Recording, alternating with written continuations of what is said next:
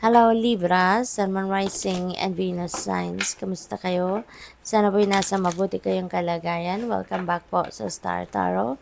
Kung bago kayo dito, welcome din kayo. Thank you sa inyong support. I truly appreciate it. God bless you all. Libra, pauna mensahe po ninyo, angel number 1010. Ayan. So, you may need to practice moderation in anything that you do. You need also to be patient, no? And surrender. Surrender to the natural ebb and flow of life and just be, just be in the flow. Okay? Kung saan kayo dadalhin ang agos ng buhay, dun kayo. Okay? So, taking action also is what you may need sa ngayon. It's time to put those long cherished ideas into action. Ayan. So, kasi nga naman, 'di ba?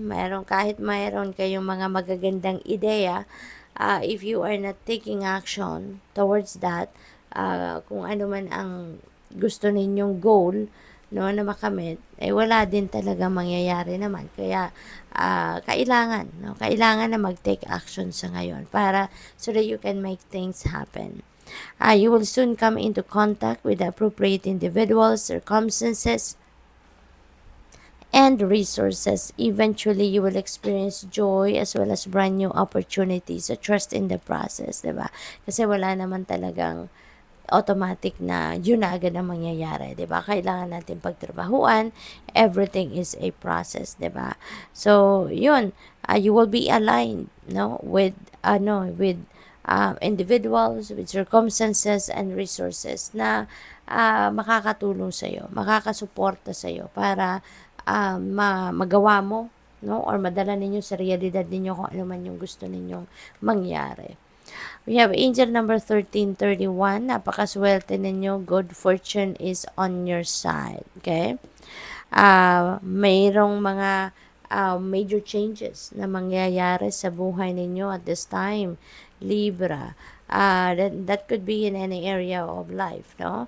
Sabi rito, have faith in your skills and talents as they are a tool that can provide you with a bright future. A piece of good advice, a moment of enlightenment, or a comforting message is on its way.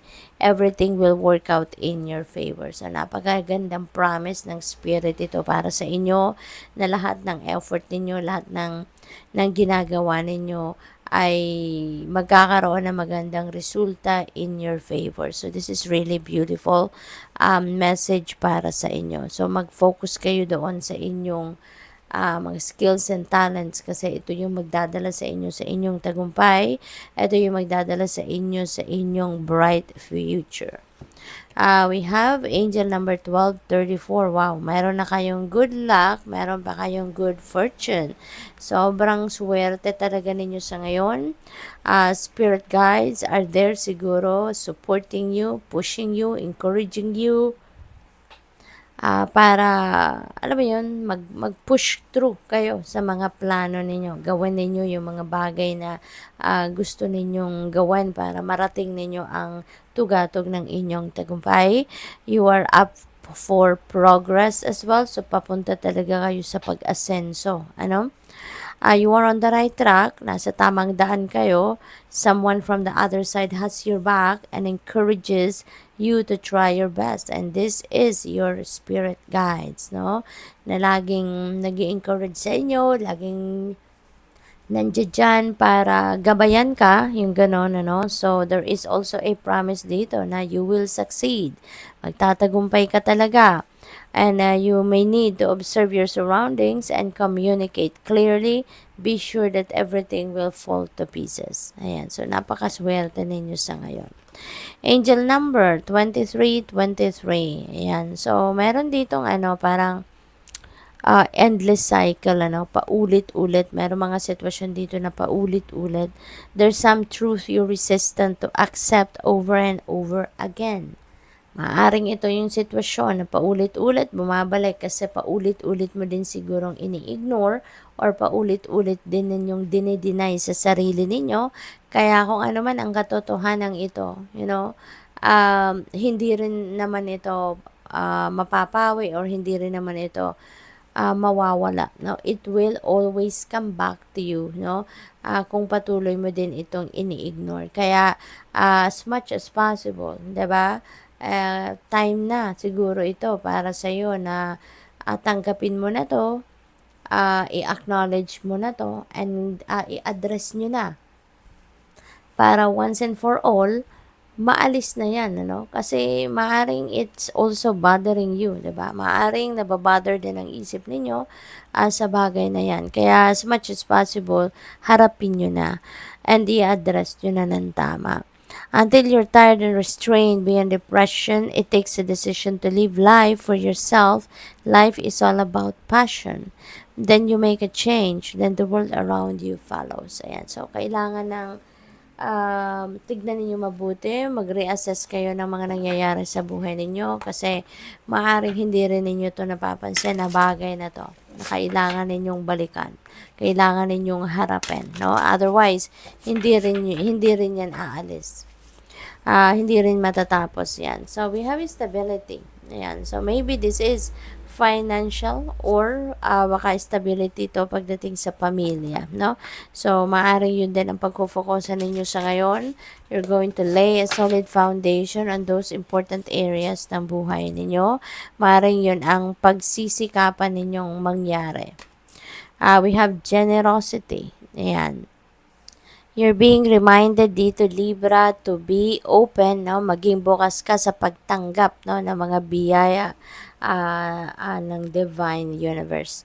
And one way, no, na ma-express mo yung handa ka ng tumanggap, no, is for you to accept, no, na deserving ka sa bounty of the universe. You deserve success, you deserve bounty, you deserve plenty, you deserve prosperity and abundance. Okay?